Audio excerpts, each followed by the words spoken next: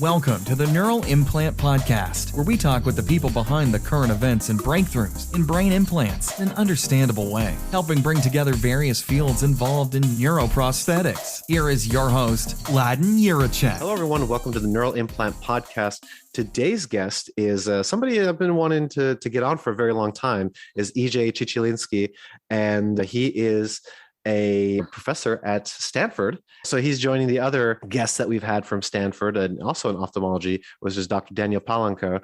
And yeah, I think it's going to be really cool and going to be good to talk to basically professor of neurosurgery based on a lot of this stuff that has gone into retinal prosthetics. So EJ, I've introduced you a little bit, Dr. Chichilnisky. Do you want to introduce yourself better than I just did? Yeah, thanks for having me, Layden. No, that's a perfectly nice introduction. We are working on developing an artificial retina, which is an implant that can restore the full function of the retina to people who have been blinded by retinal degeneration. Excellent. So you are a professor of neurosurgery. So does that mean you're actually getting your hands dirty in this or what? My hands are very dirty, always doing science, but I'm not a neurosurgeon. I do surgery on animals for certain purposes under certain conditions, but I'm not actually a neurosurgeon. I am in the neurosurgery department at Stanford, and many of my colleagues are actually neurosurgeons. But I also have a secondary appointment in ophthalmology and here in the Hansen experimental physics labs. Okay. So how did you get into this? So I have spent a number of years, my whole independent research career, studying the properties of the retina, and in particular, the macaque retina, which is the animal model that most closely resembles the human retina.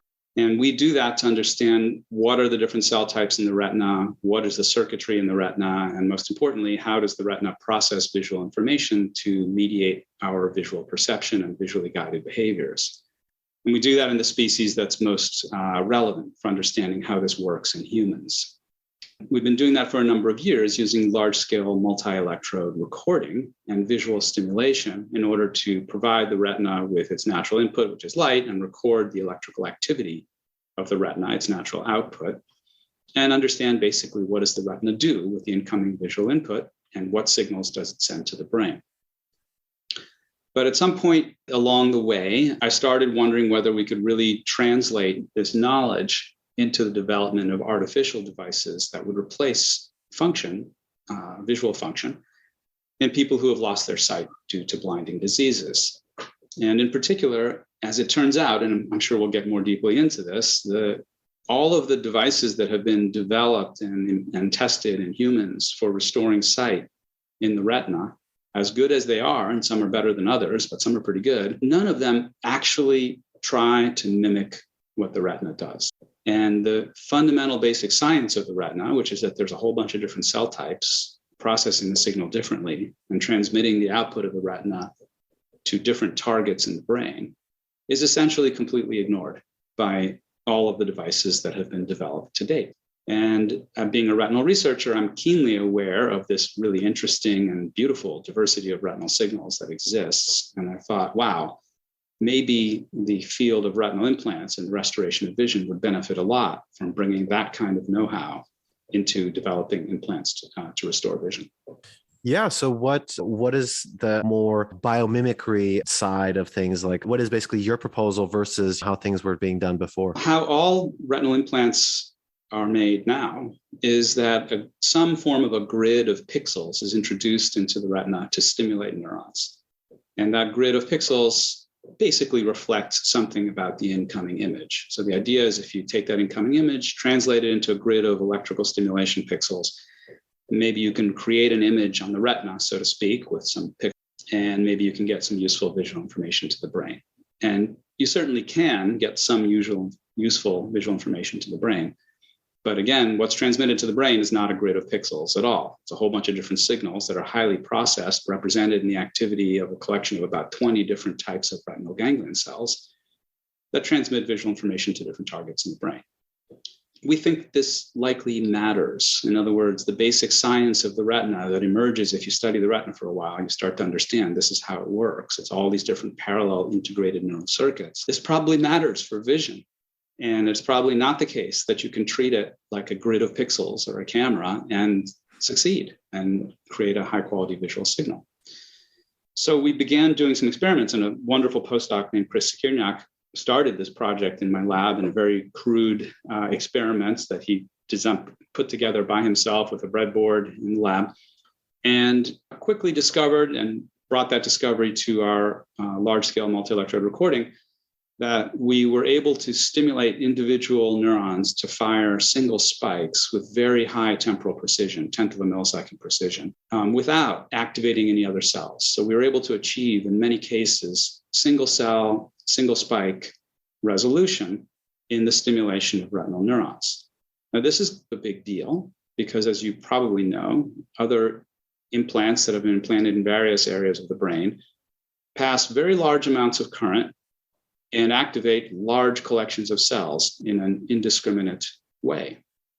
In our setting, we can pass about a microamp of current for a tenth of a millisecond. That's about 100 picocoulombs of charge, a tiny amount of charge, and we can activate one cell to fire one spike and send it to its target in the brain. So conceptually, if what you're trying to do is create the signal in the retina that's naturally there or something very close to that, this is as good as it gets. If you can control every cell to fire one spike exactly when you want it to, and you can put that together into patterns of activity, then you can show up with your basic science knowledge of how the retina normally works and orchestrate that same pattern of electrical activity that would normally occur with your device because you're controlling the cells at single cell, single spike resolution. So that's the aim. Now, doing that turns out to be really hard, not because you can't do this single cell, single spike resolution. We can talk about the details of that, but because creating a device that will do that in a somewhat automated way is a big deal. So if you think about it, what you're trying to do, you can think about it a little bit like trying to conduct an orchestra. You've got a bunch of different instruments doing different things. And it wouldn't make any sense to conduct this orchestra without paying attention to what instruments have what score. That doesn't make any sense. The piece of music is many instruments doing particular things at particular times. It's exactly the same in that sense in the retina. The different cell types are doing different things at different times. So you have to know what the instruments are. You have to know what the score is for each instrument. And you have to conduct that orchestra to do the right thing. Now, the great news is you can pass tiny amounts of current and stimulate individual cells with single spike resolution, as I said a moment ago. But you have to do other things in order to pull this all off. So first of all, you have to understand the neural code of the retina and what all the different cell types are supposed to do quite well. In other words, you have to have that score. Second, you need to know which instruments are which, so to speak. So your implanted device needs to know, oh, this cell over here, that's a type 1 cell, and that cell over there is a type 2 cell, and so on, in order to be able to address them differently from one another. And because, of course, the cells are all mixed up with one another in an idiosyncratic biological way, you have to figure out which electrodes are activating which cells by what amounts in order to conduct this orchestra properly. So there's a lot of calibration, if you will, involved in building a device that can pull this off. So that in the basic 3 steps of the device that we are developing are to, number 1, read the spontaneous activity that's there and use that to identify the different cells and different cell types. Number 2, pass current through each of the many electrodes, 1,000 electrodes in our first device, and at different current levels, and record from all the cells in that region simultaneously while stimulating to figure out which electrodes activate which cells by how much. And then finally, when you have an incoming visual image, translate that according to the scores we have for the different cell types into patterns of neuroactivity, and then correctly stimulate the correct cell types to do the correct things at the correct times. This is way more complicated than any neural interface that's been designed. And what we're really trying to do is match the native resolution of the visual system. And that's the key. That it seems to us that this native resolution, which is single cell, single spike resolution, that's how it works, that this is probably important. And we probably won't have a great implant until we can pull off something like this. But it's a big job. And we've been working on it for some years, but we intend to do it.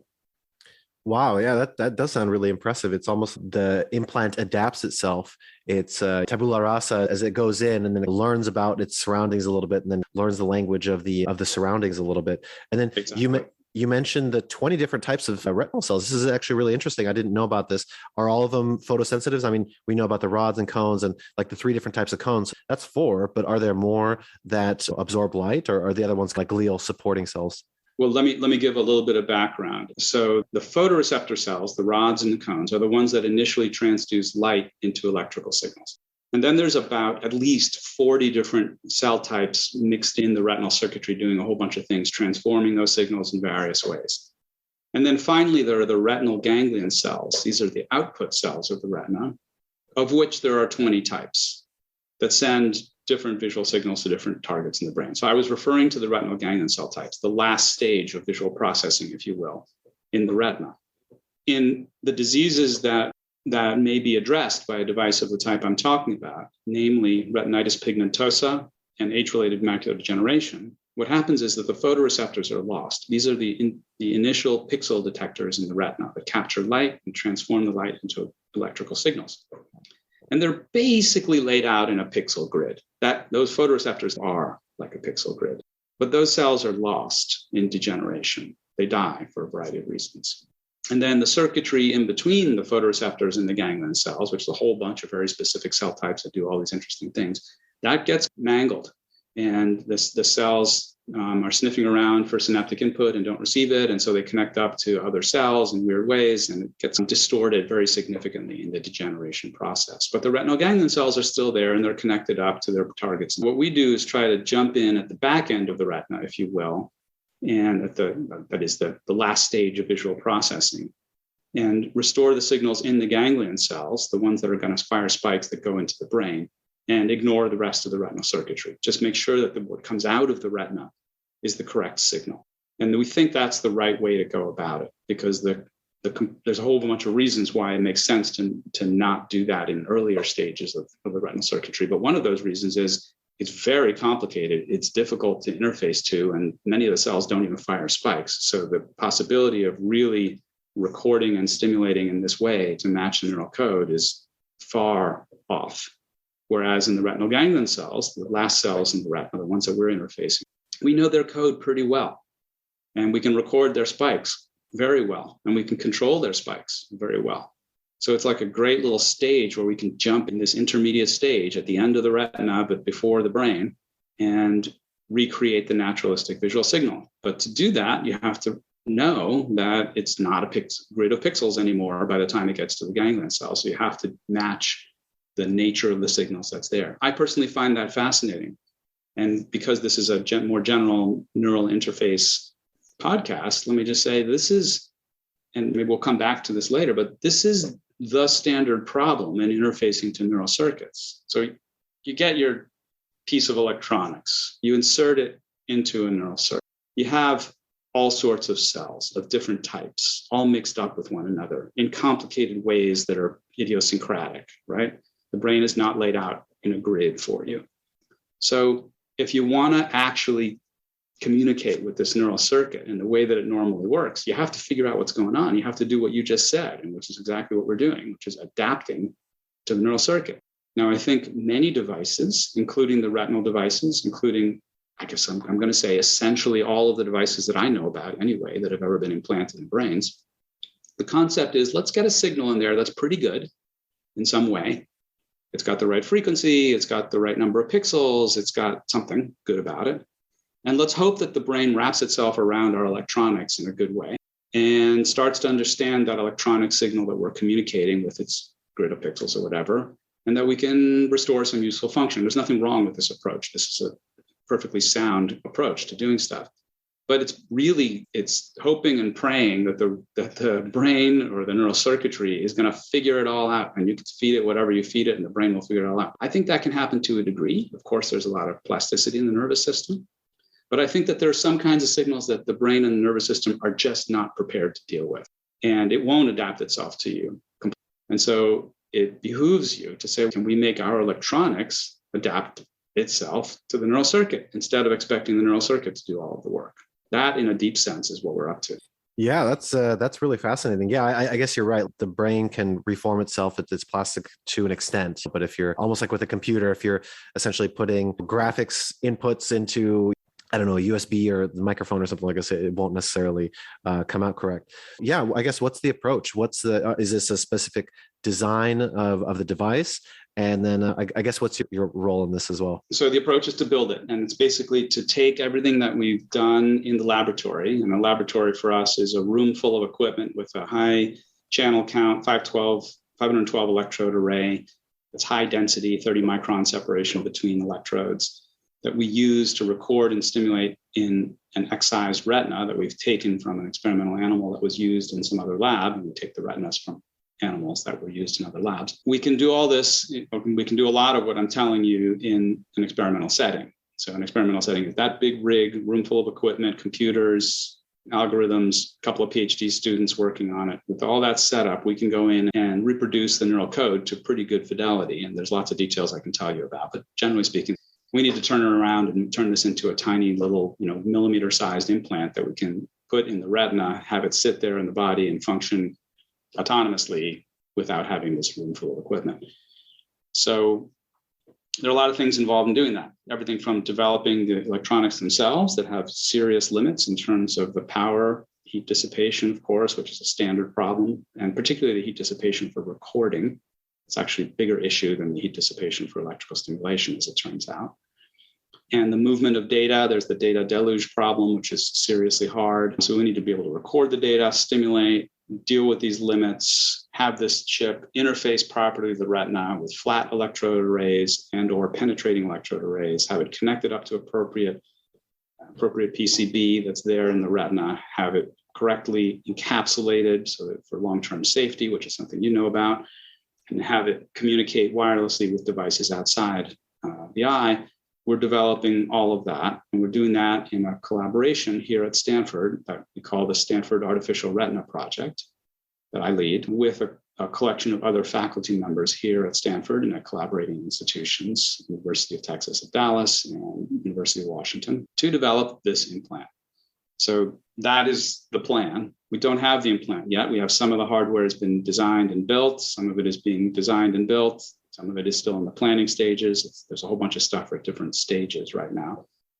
And we continue to fine tune the algorithms in our experimental setup. We have an ex vivo lab experimental prototype for fine tuning how we interface with the retina, while at the same time, we're trying to build that laboratory, if you will, on a microchip. So it's both, right? It's the experimental prototype in my lab, and then in this larger project, it's developing the implant itself, which will eventually end up in here. Wow. Yeah, it sounds like a very big project. And are you guys working with other companies in the field too? Or is this just, or are you guys thinking to spin it off later on too? Not now. We've had some discussions with companies, and there's one company that I'm quite interested in potentially working with in the future. I won't name because I don't think that's a good idea. But we don't have a company affiliation now. At the moment, we're all within the university. That will have to happen. At some point, we will have to be doing that in order to get into human trials and stuff, and to have it built and marketed and all that kind of stuff. I'm not worrying about that till we're a little bit closer. And what we're trying to do is get to the point where we have the implant and we can test it and validate it in experimental animals in a careful way, which I think we can do. And it's something that hasn't been done before, to really validate the function of the device in the appropriate experimental setting and see if we can restore vision in a way that's not possible when you ignore the neural code. Really what we're trying to do, Layden, is we're trying to take the neural code seriously and ask the question, does it really matter to restore vision with the neural code, or is this neural code business that so many neuroscientists study irrelevant? And I have a stake in this. My whole career has been about studying the neural code of the retina, and I think it probably matters. It's an incredibly precise little machine with all these different cell types doing their very specific computations and laid out in these beautiful lattice-like structures. The retina is a stunningly beautiful little machine and little instrument that does all this processing. It's hard for me to believe that stuff doesn't matter and that you can just stick some grid in there and reproduce vision as well. I doubt it. I seriously doubt it. I've heard this compared to trying to play the piano with your arms versus like gloves, or the real piano players play with their fingers. So you're trying to go more with the fingers. Hey guys, just a quick pause to talk about our show sponsor, Ripple Neuro and Neuromed. If you're a scientist looking to get the best quality data possible in your animal and human ePhys experiments, then talk to Ripple. Get a complete solution for your neuroscience research application backed by dedicated support. Be sure to tell them you heard about it on the Neural Implant Podcast. That will really help us out. Thanks. Now back to the show. And then you've mentioned the similarities between all neural implants and retinal implants. Would you say that cortical, the implants, or other parts of, not the retina, other parts of the brain, other parts of the nervous system, would that be more or less important for having this kind of orchestra approach that you have? We don't know is the short answer, but we can speculate, and I'll try to speculate a little bit. So, how important is it to reproduce the neural code key by key and finger by finger, so to speak? And how important is it in the retina, and how important is it in the brain? Well, we have very strong circumstantial evidence. I was about to say we know, but we don't know until we build the device, okay? But we have very strong circumstantial evidence that playing every key and every note in the retina. And that's because when you look at it, the thing is an incredibly precise little machine. And all the cell types, not all, but many of the cell types are understood. And the precision of it is stunning and beautiful, by the way. So there's strong reason to think that we need to do it this way in the retina to succeed. So then you could ask, yeah, but maybe you don't need to do that. Maybe the brain is different. And maybe the brain is much more adaptable.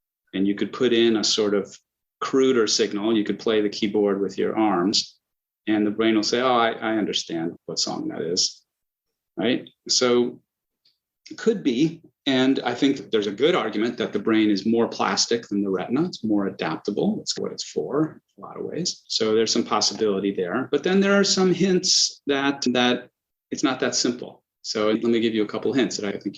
So number one is it seems that in the retinal devices that have been implanted, there's very little learning that goes on in the brain to compensate for this messed up neural signal.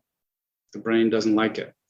And the signals are crude, and the visual behaviors you get from existing devices are crude.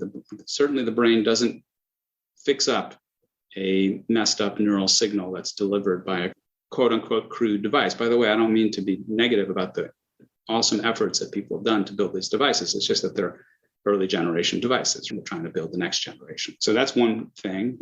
I guess another point that I would make about it, can the brain deal with other types of implants? I think that plasticity is there for a reason. Plasticity in the brain, it's not there just because the brain wants to be plastic. It's there because it's evolutionarily valuable to have a plastic circuit. And in fact, if you think about it a little bit from an electronics point of view, having a plastic circuit, a circuit that's changeable, is costly.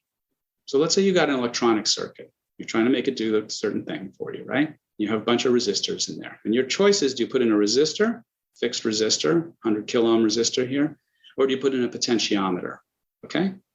It's a variable resistor where you can turn the knob and change the resistance. If it works for you, you're going to put in a straight up resistor. If it just works, you're just going to put that in. It's simpler, it's cheaper, it doesn't break as easily, and you don't have to calibrate it and tweak it and get it working and mess around with it to get the right. You just know it's 100 kilo ohm, you put it in, it works. What you put in a variable resistor or potentiometer when you need it, when you need to be able to change how your circuit works, okay? Because it's more expensive and it's more flaky and it requires more maintenance, basically. Okay, so I'm going to make an argument that I think the brain probably works somehow like that. Namely, there are some things that we are plastic for, very plastic for.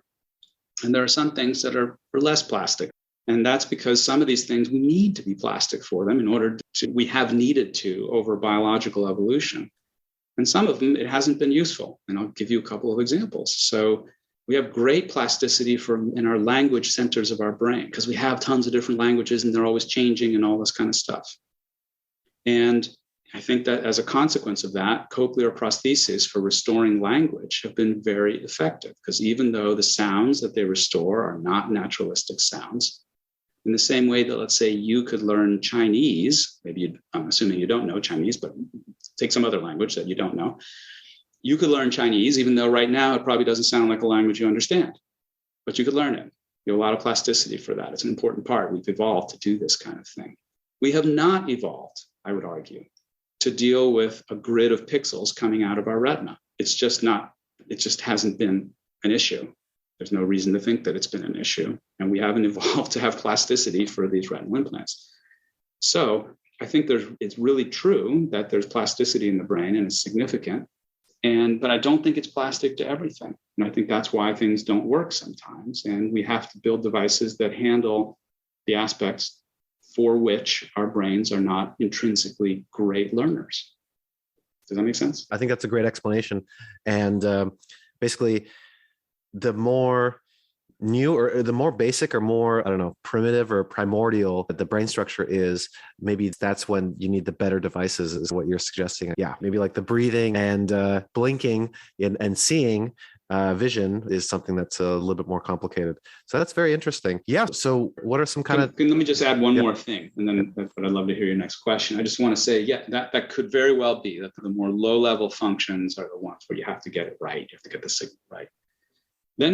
But even in higher level functions, you have to think about, what does plasticity mean? Plasticity, as we understand it as neuroscientists, means neurons that connect up to neurons they previously weren't connected up to, or retract their connections from neurons that they were connected to. But it's pretty unlikely that you're going to create big new projections in the brain to fundamentally different brain areas if you introduce the wrong signal in the wrong place. To some degree, you can, such as these striking observations that parts of the visual cortex can be taken over by auditory signals. Okay, so there is some of that going on.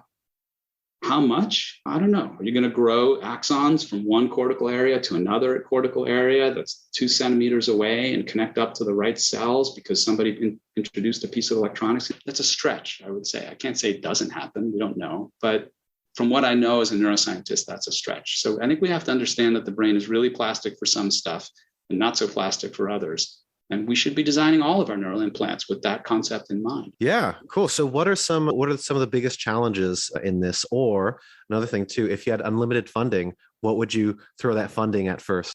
I would throw the funding first at all of the very difficult engineering stuff that is required to make all of this work.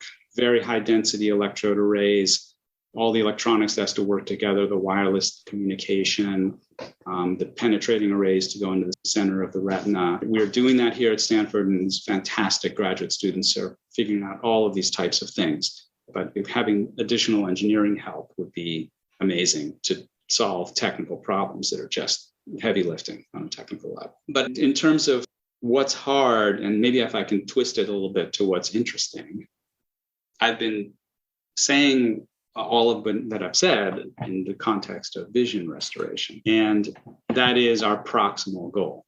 But there are related goals that I think from a neural interface point of view, you would find very interesting too. One of them is scientific instrumentation.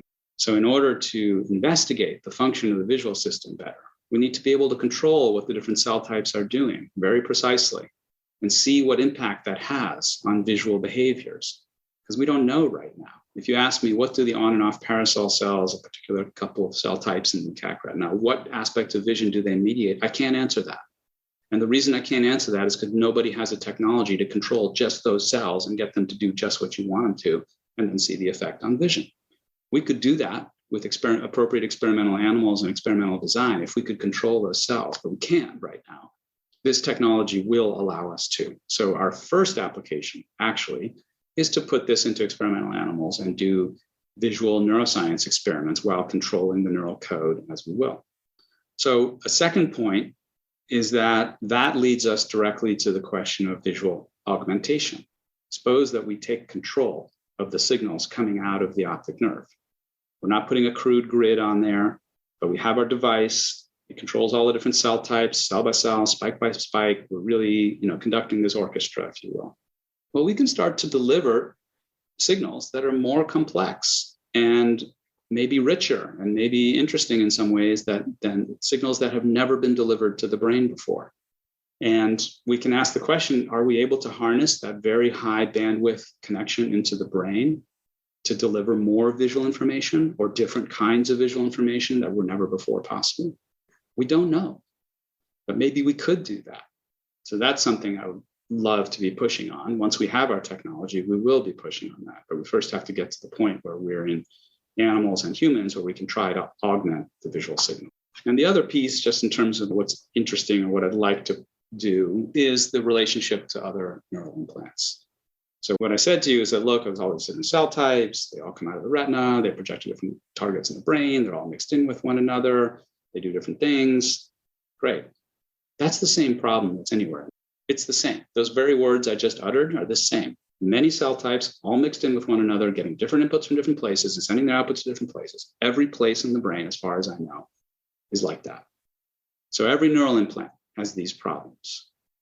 Now, brain implants have additional challenges, such as three-dimensional structure of the brain, which makes things way harder. But they certainly have the problems that we're trying to tackle. And what I'm hoping is that we will solve these problems first. How do you deal with this? How do you read out the signals, figure out what the different cell types are, go back and do the right thing and play the piano note by note? That's what we want to do. And what I really want to do is to really make it work in the retina so that it can then be tested in other neural implants in the brain. So is retina easier just because it's comparably more easy to access, and then it's also like a two-dimensional structure? That's right. The retinal ganglion cells are laid out on the surface of the retina, as it turns out. And inside the eye, there's a clear fluid called the vitreous humor, which is a sort of a gelatinous goo in the middle of the eye. And if you get that stuff out of there, the retinal neurons are just sitting there, basically, on the surface of the retina. So you can push your implant up against it and get to a lot of them. Now, in some parts of the retina, they are several layers deep, and so it may be very valuable to penetrate. But it's nothing like the cortex, where you're trying to penetrate a centimeter into the cortex to access a whole. It's nothing like that. It's way more accessible. So it's physically accessible, and it's on the surface. So we can put in that implant. We could put it in and take it out. It's not such a big deal to take out such an implant. So it's a reversible surgery. It's just more accessible in many ways. But I think that question raises a really interesting, subtle point, which is, and it's the point that you asked before, is it different in the brain compared to in these structures? There is a different set of requirements, if you will. Maybe you don't need to conduct every key and every note in the brain. Here's a perspective on that. In the field of visual neuroscience, it's always been true that our understanding of the retina is 30 years ahead of our understanding of the visual brain. And that's not because retina neuroscientists are smarter. That's because the retina is more accessible and easier to understand. So our understanding in the retina precedes our understanding in the cortex. And I can give you detailed examples of that. Okay, so like 30 years ago, we thought that there were a few main cell types in the retina that you could identify, and that was basically the story. And that's how people talk about the cortex, the visual cortex these days.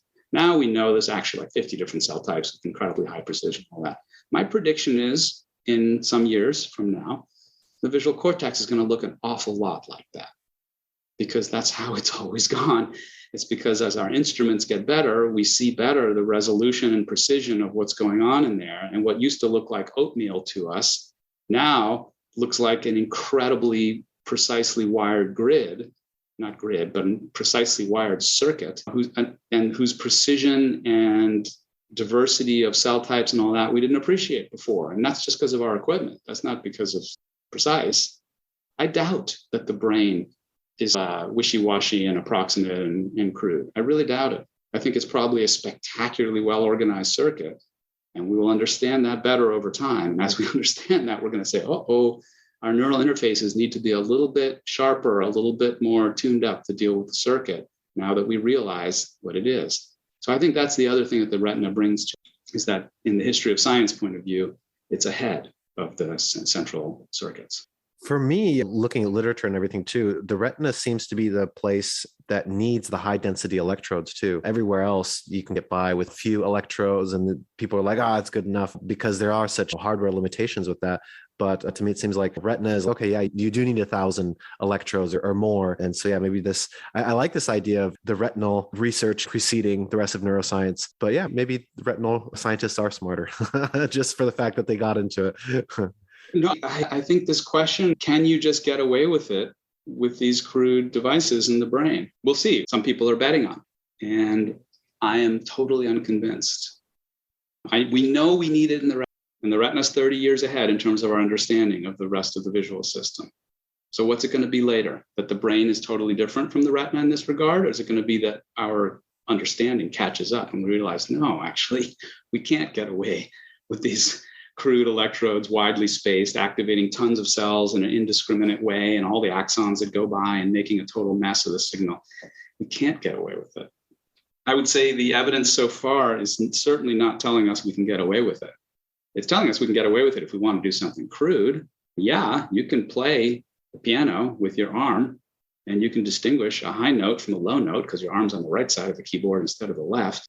Okay. And so that's what our neural interfaces are allowing us to do today. So at that level, yes, you can get away with it. But if you're trying to reproduce brain function in a serious way, can you get away with it?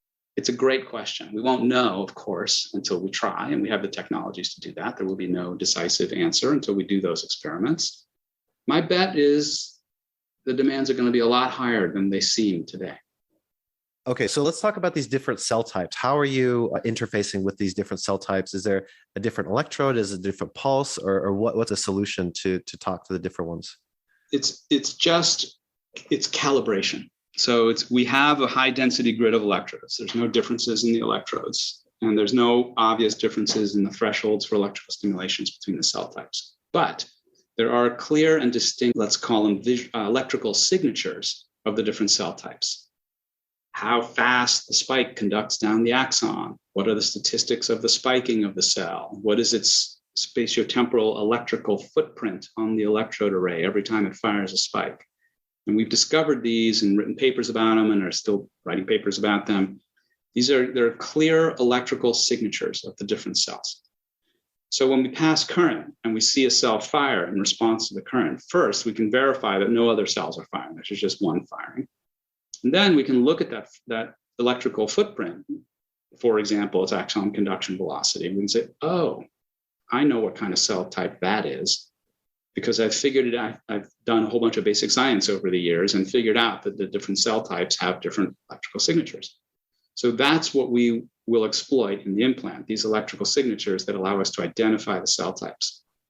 This is where the sort of three-step piece of the implant comes in. Step number one, record the electrical activity, including these signatures, including the statistics of the firing and the spatiotemporal footprint and the axon conduction velocity, all this stuff in the spontaneous activity.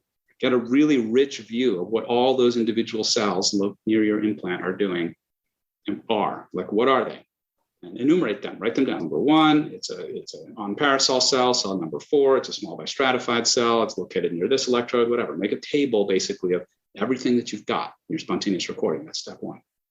Step two is you march through your electrode array and you stimulate every electrode with a variety of different currents. You see which cells get activated by this electrode at which current level, and calibrate the hell out of that until you've got a whole lot of data on, okay, I understand the mapping between stimulating the different electrodes with different amounts of current and which cells get activated. So now I have a full table, if you will, that tells me if I want to create this pattern of activity, here's the kind of pattern of current that I need to pass through my electrode array in order to pull that off. Now, it turns out that there's significant nonlinearities in that, but we have ways to deal with that, and in particular, algorithms to deal with that to, as efficiently as possible, stimulate the cells. So that's step two. Now this thing is super calibrated because we know what to do when we want to create a certain pattern of activity. Last but not least, when the visual image comes in to our camera, that's on an externally mounted camera on this device, we say, great, here comes the image. I know this is what this cell type should be doing. I know what this cell type should be doing, all these different cell types, because we've developed computational models of these cell types over the years. So I need to just go into that circuit and activate the correct cells of the correct types to fire spikes at the correct times. So that's the three-step piece of the project. Record spontaneous activity, identify cells and cell types, stimulate and record, and then finally stimulate to reproduce the visual. That all sounds very tedious. I mean, especially if you're talking about thousands of electrodes. Is this done by hand, or is this the poor graduate student that has to do this, or is there a way to automate it? We are working hard at automating it. In the first instance of figuring out how to make it work, it's definitely the graduate student, and there definitely are tedious parts of it, and we automate those. But that's the know-how. That's knowing how to connect. This is the problem with connecting neural interfaces. I believe deeply this is the problem. You can't just stick your neural interface in there and throw stuff at it or read junk out and not even know where it's coming from or what it means, and just use it to control some device or use it to create some sensation and hope for it to be very high acuity. You really have to do this kind of. But yes, it's very heavily dependent on the algorithms, and that's a big part of what my lab does now. A good chunk of my lab is algorithms. So let's say we're 5 or 10 years in the future, and you've mastered these algorithms and it's fully automated. How long would that calibration step be before you're able to step 1, X amount of time, step 2, X amount of time, step 3? We think that in an hour or two, we can gather all the recording and all the stimulation and recording combined necessary to do all the fundamental calibration. And then the thing becomes a sort of open loop device where it's taking in images and it's stimulating the cells. Now, an important question comes up that we don't have the answer to. We only have thoughts about it, which is how often do you need to recalibrate it? So it could be that the thing moves a little bit, and even a tiny movement, 10 micrometers, that's a very small movement. That would require us to totally recalibrate the whole thing. So we can't have it moving by that amount. We need to have a circuit that's really embedded in the biological circuitry and glued in there effectively, not actual glue, but actually really stuck into place. Nonetheless, the neural circuitry could change over time. Cells might die, cells might reorganize a little bit because of being connected to this device. We might need to recalibrate. How often? We don't know. There's a lot of interesting science there. But you've made me think of something that I think you'll also like, which is that brings up really interesting possibilities. So think about it this way. We create an implant like this. We do the very best we can to match neural code. It's not going to be perfect, obviously. We hope for it to be a lot better than current implants. Let's face it, we're not going to control every single spike in every single cell in every retina. It'll be approximate. And maybe what we want to do is help the brain to learn our new code. We have a slightly modified neural code. We're not going to throw in a junky neural code, but ours will be a little bit modified. Maybe we need to tickle the brain appropriately and induce plasticity by the patterns of activity that we provide by creating the appropriate variation, let's say, where a cell's response varies over time a little bit, and the downstream neurons sense that there's a variation in what it's doing and adjusts itself. We don't know. This is very speculative, okay? But we know that there are those brain learning mechanisms. We hypothesize, as we discussed before, they can't do just anything you ask. You can't throw junk at them and hope for them to figure it out. But maybe you can progressively nudge them in a direction you want them to go. There's actually some very beautiful experimental evidence on this in the barn owl. So there are these beautiful experiments in the barn owl, which has both a auditory map and a visual map. And those two are aligned. And this allows the barn owl to fly and visually identify a mouse and dive down and eat it, or auditorily identify a mouse at night and dive down and eat it. And those two are mapped together and detect them, okay? So now it turns out you can, in biological experiments, you can modify the visual experience of the owl and move that map around. And it turns out that the visual map controls the auditory map. Now that control, that sort of plasticity that aligns these two maps, really was thought to only occur very early in life. But some beautiful experiments in the lab of Eric Knudsen showed that actually later in life, it remains plastic. It's just that you can't hammer it with a huge change and hope for it to adjust.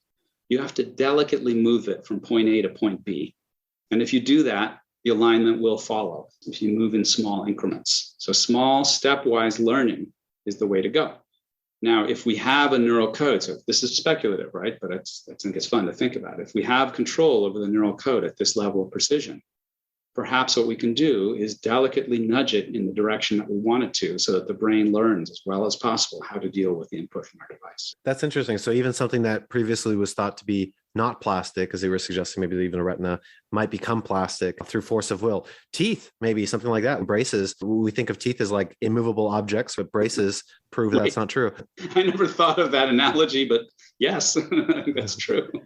That's funny. So Dr. Chichilnisky, I kind of want to hear what you think. What are basically some timelines that we can expect with this technology?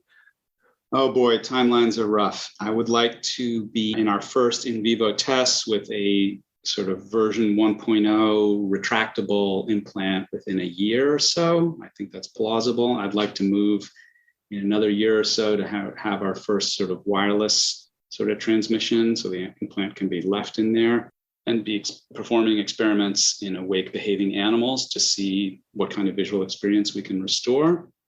And the human part is trickier because first we have to show proof of concept, and then we have to get commercial partners interested in this and investment and all that kind of stuff. And that's very hard for me to predict. I would like to be doing something in humans in maybe 4 years. That's probably optimistic, but you got to have optimistic goals here if you're going to get something done. I'm going to say we're shooting for 4 years, and you can quote me on it, but that doesn't mean I'm right. Optimistic ophthalmologist. I like it. Dr. Chichilnisky, I think this has been really excellent, and I found it very interesting. Actually, I don't think I learn usually nearly as much from an interview as I did with this. So I think this was really paradigm changing for me. A lot of like old suppositions or old assumptions have to be rewritten, I guess. But so one more question is, what's the difference between you and Dr. Palanker? What are the basically specialties of each of your guys' work? Daniel Palanker has invented what I would call the best retinal implant technology to date, and it's actually in human trials now. And it's showing promising results for doing something substantially better than what's been done before. It's a beautiful technology, elegant and simple, and it works. And so there's a real advance there. He's not trying to do what we're trying to do. He's not trying to replicate the neural code anywhere. He's not trying to build a technology that can in the future be extensible to interfacing with the brain because of all these common problems with the brain. He's doing something that's very retina specific, very targeted, and very elegant. And it's incredible work. So we're trying to look at the next generation and see what happens when you go another step down the line, and how do you reproduce the neural code, and how's that going to be relevant for developing other types of neural implants. We have a very lively, I would say, competition across the hall, but not in a good sense, in the sense that every few months we hear updates from them about something they've done. They're just constantly raising the bar for us. And I think that's incredibly healthy. I have immense respect for Daniel Palanker. He's really quite a phenomenal scientist, physicist, and engineer, and all that. So he's doing cool stuff. Definitely you should listen to his podcast if you haven't heard. Yeah, definitely. It reminds me like me against my brother and I against our cousin, our cousin and I against our neighbor and I against the foreigner or something like this. So yeah, it is cooperative collaboration, or sorry. Oh shoot, what is it? I don't know. Collaborative competition, maybe? Collaborative competition. Yeah, no, it's true. We have collaboration with Daniel, and we're trying to do things different ways. And he's a great and very useful critic of our work. And he points out where things are missing and what's going on in our work. And yeah. Is there anything that we didn't talk about that you wanted to mention? I think we're good. I've enjoyed it as well, Layden. Appreciate it. Thank you. Hope you enjoyed the show and were able to learn something new, bringing together different fields in novel ways. Until next time on the Neural Implant Podcast.